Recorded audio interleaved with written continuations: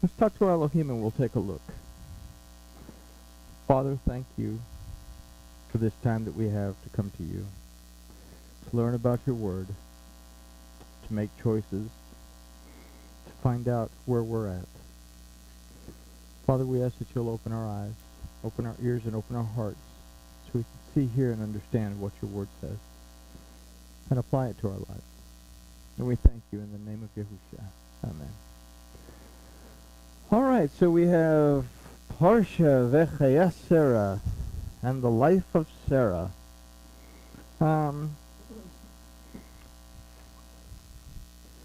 Two frames of thought from, I think, the first song that he did was from our language, from our point of view, said holy and acceptable in your eyes.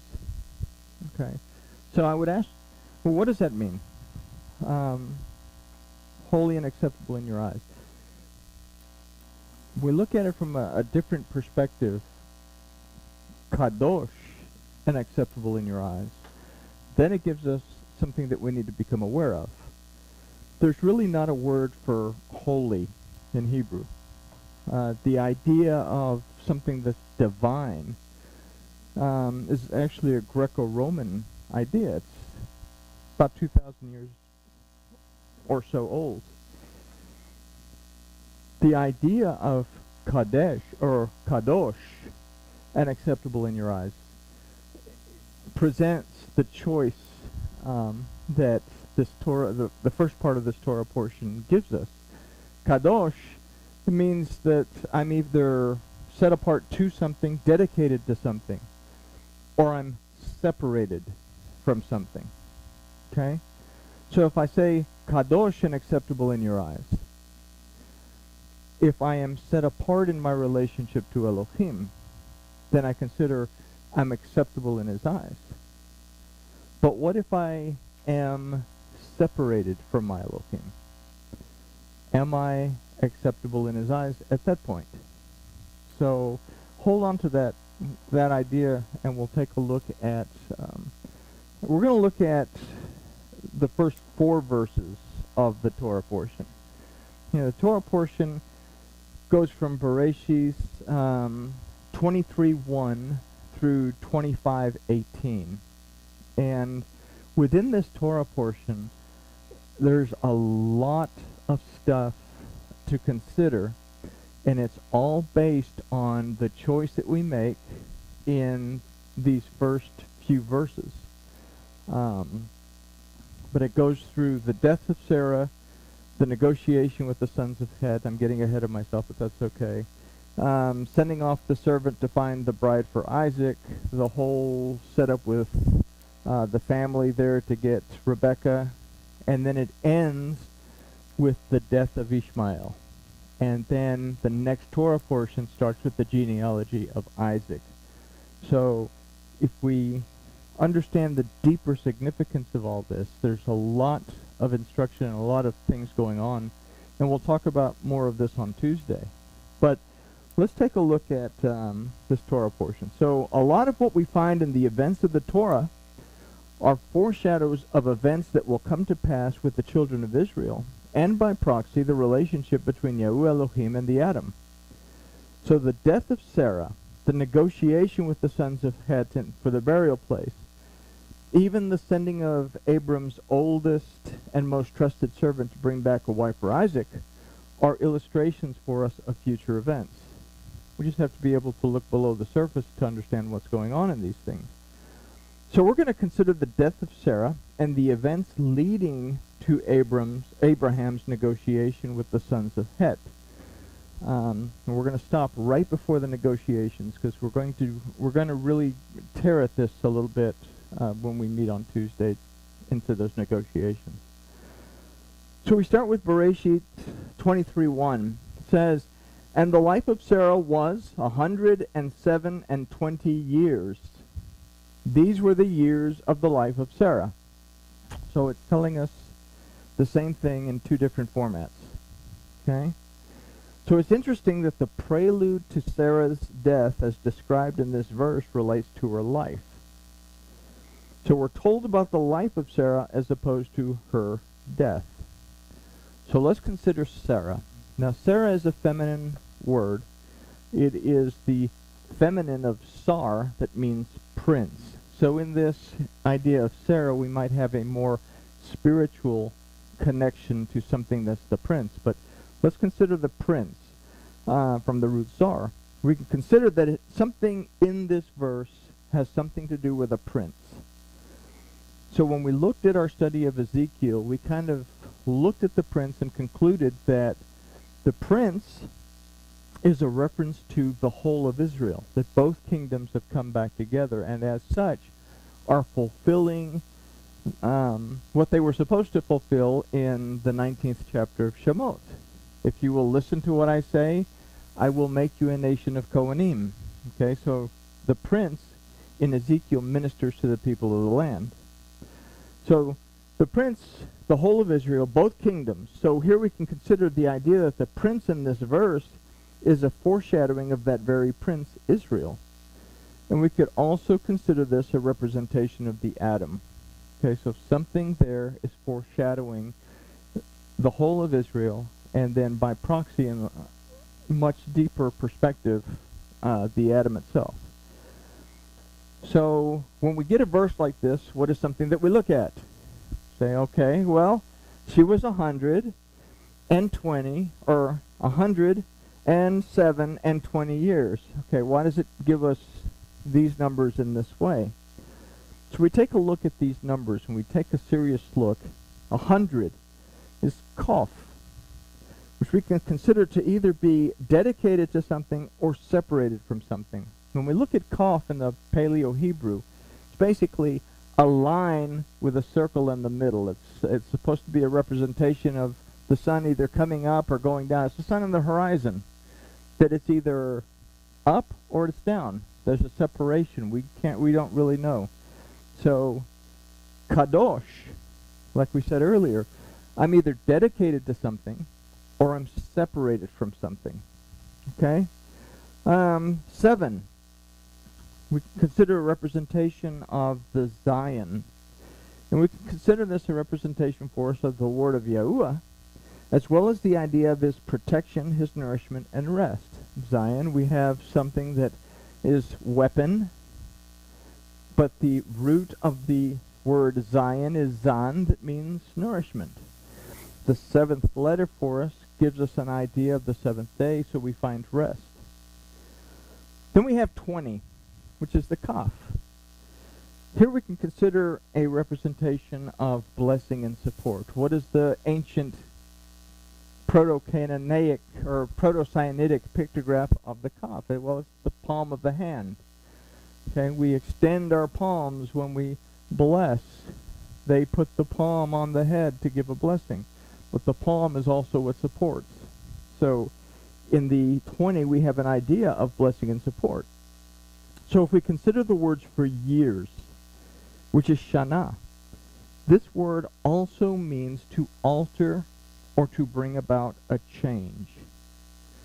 So if we look at the phrase, and the life of Sarah was 107 and 20 years, to represent one stage of a lifetime, and then we have this phrase, these were the years of the life of Sarah, to represent another stage of a lifetime, perhaps one that comes along later, we consider that a change would take place in the Chai, in the life of the prince, which would be Israel or the Adam.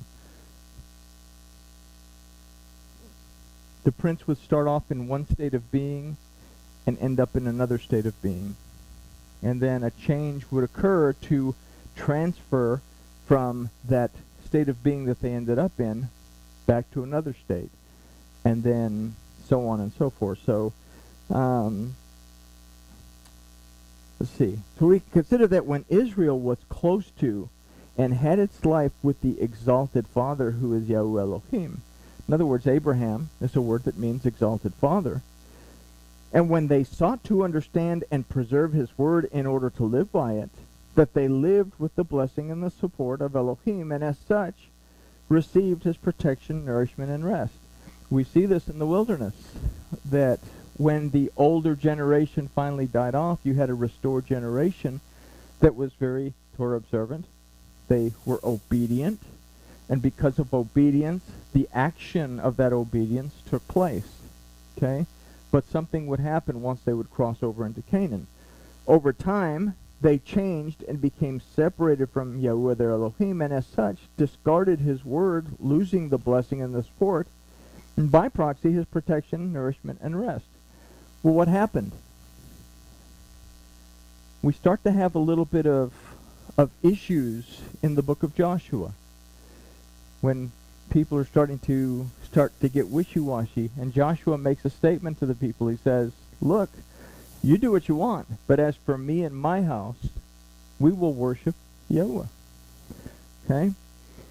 But the exact same thing would occur again in the future when Yahusha would come and reset the paradigm and restore the kingdom, the prince, and by proxy the relationship between Elohim and the Adam, only to have his message and the meaning of his coming distorted. So, what happens with Israel? They cross over the Jordan. Moses dies. Joshua dies. And they begin to commit idolatry. They begin to go back and forth. You have to raise judges up to save them. And as soon as they're pulled out of the fire, they fall right back into the same thing. Okay? And it goes on and on and on until they eventually end up in captivity. There's no more saving anything. They reject Elohim as king, want a regular king. A lot of changes take place that separate them farther and farther from their relationship with Elohim. To the point where in Hosea, Yahuwah says to the house of Israel, I divorce you. You're no longer my husband, or you're no longer my wife, I'm no longer your husband.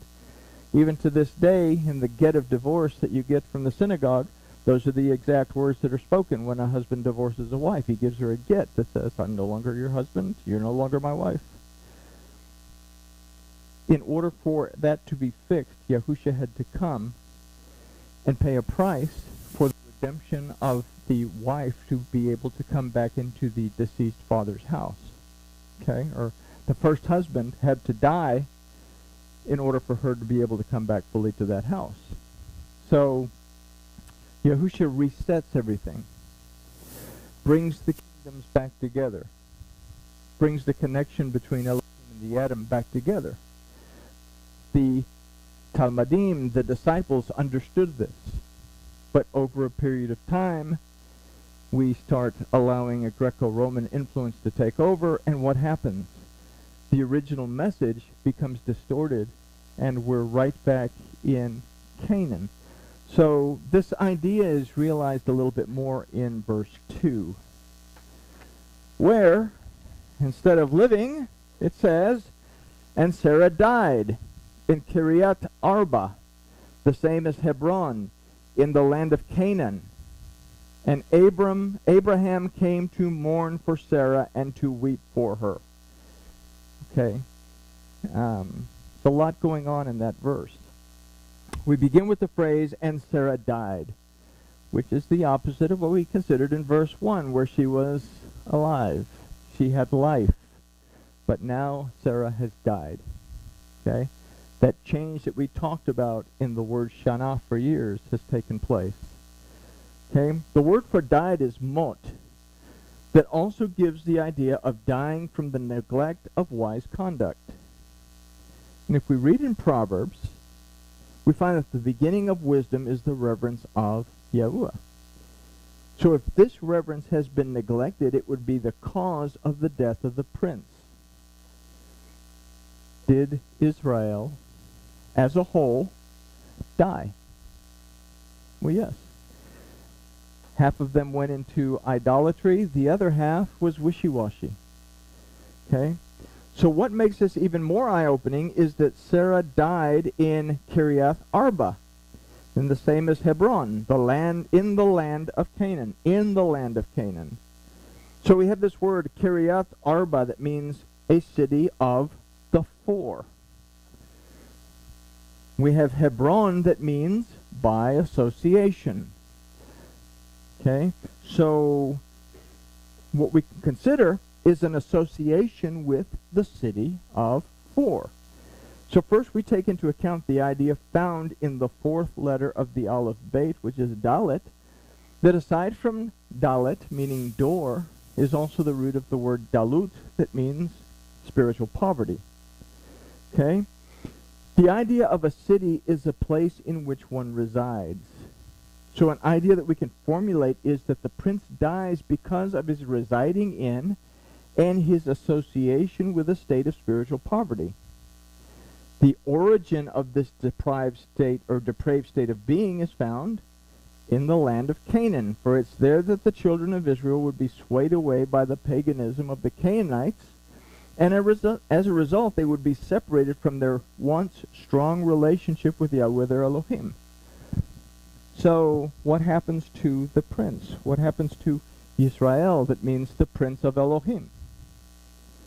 They become wishy-washy. They begin to associate with a people who are spiritually poor, also known as the Canaanites. Who was Canaan? Canaan was the son of Ham, who settled into a land that was allotted to Shem. He didn't belong there. He stole an inheritance from Shem. And what we learn about the descendants of Ham is that they built a tower and they began to partake of idol worship. The book of Jasher tells us that they built the tower specifically for the purpose of going into the heavens and dethroning Elohim and placing their own Elohim on the throne. Okay?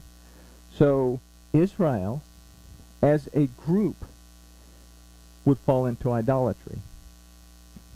Again, we would need Yahusha for the reset, because there is no forgiveness for the sin of idolatry. Yahusha said, there's one sin that cannot be forgiven, and that is to blaspheme the Ruach HaKodesh. The Ruach HaKodesh is the spirit of Yahuwah. To blaspheme the spirit of Yahuwah is to worship another deity. Okay? When Paul says he died for our sins, he died for the many sins of idolatry that had taken place amongst the children of the house of Israel, and also the house of Judah, and anyone else who happened to be in the mix. So, wow, I've lost myself. The paganism of the Canaanites, as a result, they're separated from their once strong relationship. So we can look at our present time, since Yahusha's reset, and see a repeat of the exact same situation. Thus, we have Elohim as Abraham, the exalted father, in the last phrase of this verse, and Abraham came to mourn for Sarah and to weep over her. Would Yahuwah Elohim mourn and weep for the loss of the prince? When Israel goes into idolatry, would Elohim be weeping over that loss of a child? Okay? We consider the first chapter of Bereshit, verse 2, it says, "Now the earth was unformed and void, and darkness was upon the face of the deep. The Spirit of Elohim hovered over the face of the waters." That word for hovered is merachafet. That, okay, it can mean to hover, but more specifically it means to brood, it means to grieve. That the earth was in a state of tohu vavohu, of emptiness and confusion, and the Spirit of Elohim was still present, but weeping over the condition of this state of separation. So Elohim grieved over the condition of the earth that had become empty and confused, according to the Hebrew of this verse. What we have to keep in mind is that Yahuwah Elohim will not bend the rules of his Torah. He has himself said that he is Yahuwah and he does not change.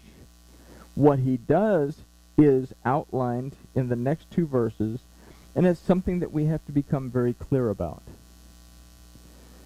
Yahuwah does not change. Okay? Hosea, he says, I divorce you, but even though I'm divorcing you, I'm going to bring you back. And we look at the Torah and we say, well, you can't do that. So he makes a way. And the way that it's made is that he does it through a kinsman redeemer, sending his word, his will.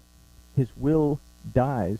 When the will of the husband dies, well, the will of the son has to take over, and it's the son that can decide whether or not to bring back that first wife that was divorced. So, verse 3, and Abraham rose up from before his dead and spoke unto the children of Heth, saying, all right, so we have this word for rose up, which is vayakom, that also means to stand one's ground, to become powerful, to be established, and to endure. And consider is that Abraham held his ground with the sons of Het.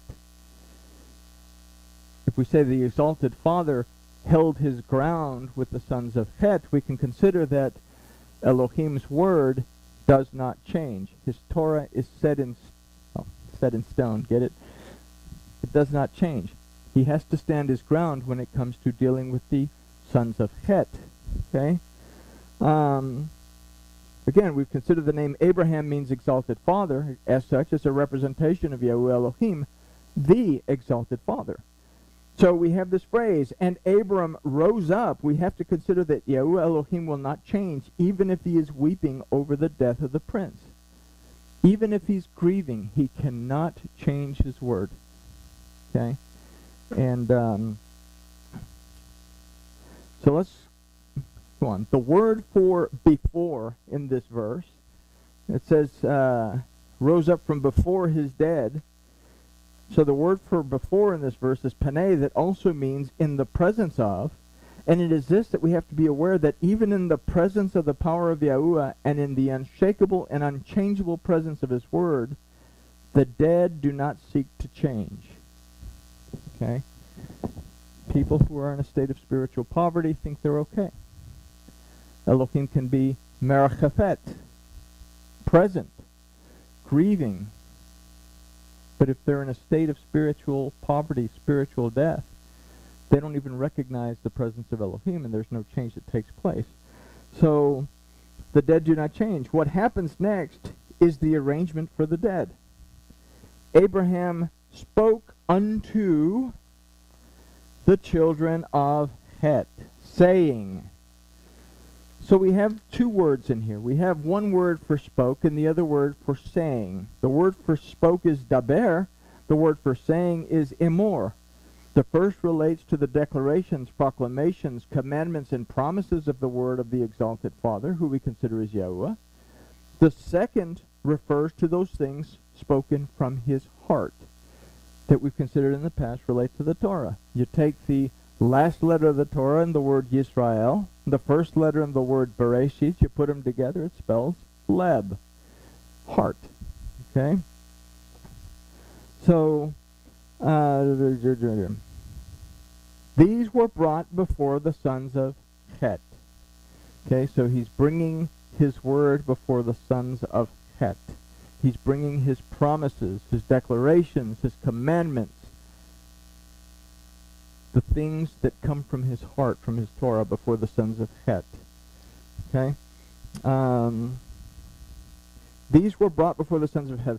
The word for sons is baneh, that from the root bana means to restore and to establish. Now we have this word or this name Het that means to destroy. Specifically, it means to shatter. And it's also the Hebrew word, or one of the Hebrew words for sin. So what we consider is that in the presence of the prince who has died due to his lack of wisdom, non-reverence to Elohim, the restoration and the possibility of being established in Elohim by and through the declarations, proclamations, commandments, and promises found in the Word and the Torah of Yahuwah Elohim are shattered in the midst of those established in the destruction of their sin. Okay?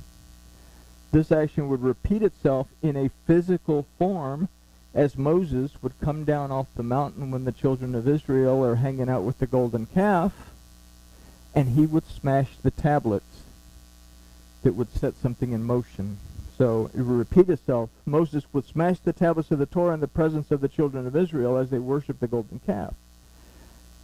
So if we understand the concept so far, then the final verse of the study should kind of run a shiver down our spine. Okay? It says, I am a stranger and an inhabitant with you. Give me a possession of a burying place with you, that I may bury my dead out of my sight. So consider the very first phrase, I am a stranger and an inhabitant with you. We look at it in English. We can consider that even though Yahuwah Elohim is in the midst of many doctrines and traditions, he's still a stranger. Did y'all catch that? Even though Elohim, God, is present in many doctrines and traditions, there's no relationship component involved in those. Okay? We've asked a question. Why do we worship what we worship? What is the origin? Why do we believe what we believe? What is the origin of that belief? If it doesn't belong there, we need to remove it. Okay? So, even though Yahuwah Elohim is in the midst of many doctrines and traditions, he's still a stranger. So let's look closer at the phrase, give me a possession of a burying place with you. Who does he want a burying place with? He wants a burying place with those who are established in destruction, the sons of Het.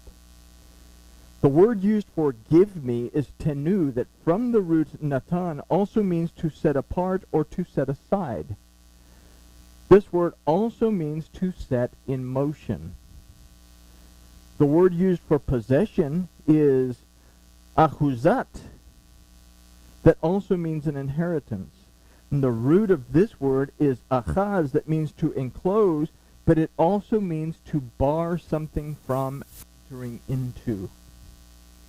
To bar something from entering into. Okay? So what we consider is an idea of something being set in motion that will separate something from another thing, barring the one from coming into the other. In the phrase, a burying place with you, we can consider that sin must remain with sin, and truth must remain with truth. There can be no sinful ideas in truth. And this is clarified in the final phrase of this verse, that I may bury my dead out of my sight. So if we consider that to be dead is to be out of the will of Yahuwah Elohim according to his word, then we can consider that it is this that will no longer be seen by Yahuwah Elohim. To be out of the will of Yahuwah Elohim is to be out of the sight of Yahuwah Elohim. He can be present. He can be aware. But he will not be looking directly at you for anything. Okay? The word for out of my sight is milefane, that literally means away from my presence. Okay? So, no longer an idea of out of sight, out of mind. We're separated. We're in a place barred from entering in out of the presence of Yahuwah Elohim. So those who have revolted against the word of Yahuwah, his Torah and his declarations, promises, or proclamations, commandments, and promises, will be barred from his presence and remain in a place that is away from his presence. Okay? Then we can go to Revelation, that we run these verses into the ground, but everything seems to point to them, that we have Revelation 22:14 and 15. Inside of the gate, those that keep my commandments and have access to the tree of life. Those who are outside of the gate are the dogs and the manipulators and the ones that commit idolatry and who love and make a lie. Okay? One cannot cross over to the other. Okay? Yahusha related this when he said that many will come to him saying that they did all of these things in his name. He then says that he will tell them, depart from me, you workers of Torahlessness, for I do not know you. He said that in this there will be weeping and gnashing of teeth. So I've lived out my existence believing that I'm inside the gate, when in reality I'm outside the gate, and I've taken no time to understand why I believe what I believe, and make sure that I prune tree on a regular basis to make sure that I've gotten the weeds out, and then I end up where I don't want to be, but then it's too late. We said a long time ago that we have a lifetime, one lifetime,